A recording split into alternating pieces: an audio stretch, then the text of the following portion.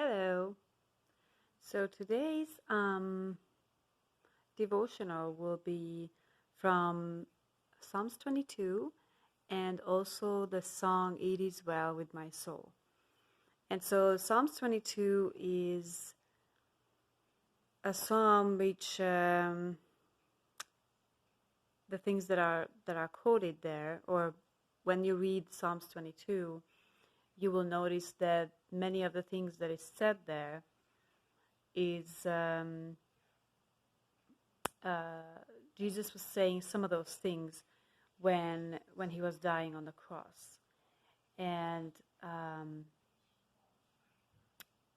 so some of those things he said, but Psalms were written way before that. So it's also, I believe, a prophetical psalm, but also David was saying these, and so the song "It Is Well With My Soul" was written.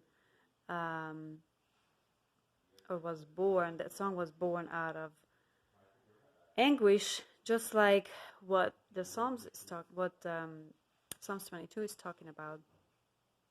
And it has been written by a person who lost his whole family on a ship.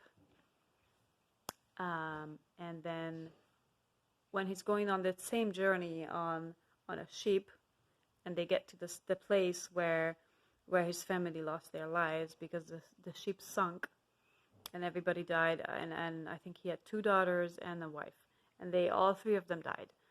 And he writes this song, "It Is Well With My Soul," as they reach that point where technically the previous ship went down. So the two things together it's very hard because it's talking about suffering and anguish and loss, but in the same time still trusting in the Lord. Both the song and the psalm. It's a tongue twister for me. Psalm and song is about that despite or in spite of all the loss, the anguish, the pain, the fear,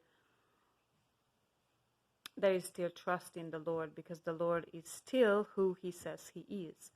And if you've been into a hard time in your life, there's a point in suffering, there's a point in fear, and there is a point in any kind of sickness or loss or any kind of anguish.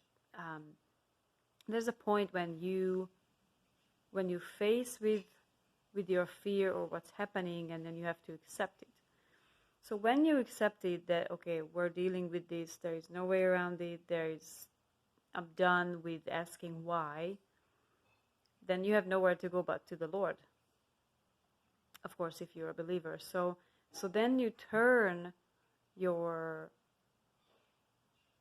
attention or your focus from the problem, and then you put it on the Lord, and then you know, and then you remember previous problems, tribulations, that He was faithful, and He's still faithful because He's not lying. He's still the person that He was when you first met Him, and the person who kept you and saved you, allowed things to happen to you. And one of my teachers said in the Bible college when we went through Romans that God will use everything and everybody in His power, or whatever He can use, to form you into His image, if you will, to be like Jesus. So I'm not saying that all your tribulations and hardships are I'm not saying that it's because of that, but there's nothing happening on like accidentally in the kingdom. So when we can see past the suffering and what we're in, then we put our focus on the Lord, and then we pray, and then we praise, and He talks about that Psalm talks about it, praising, because He is still the Lord. So just trust in Him that He knows the big picture. God bless you guys.